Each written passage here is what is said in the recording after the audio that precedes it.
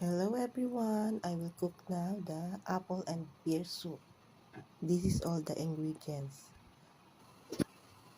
And then when it's ready, we need to put this on the boiling water.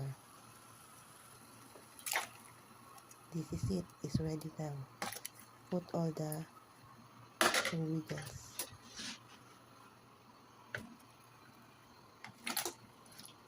And then boil for 2 hours.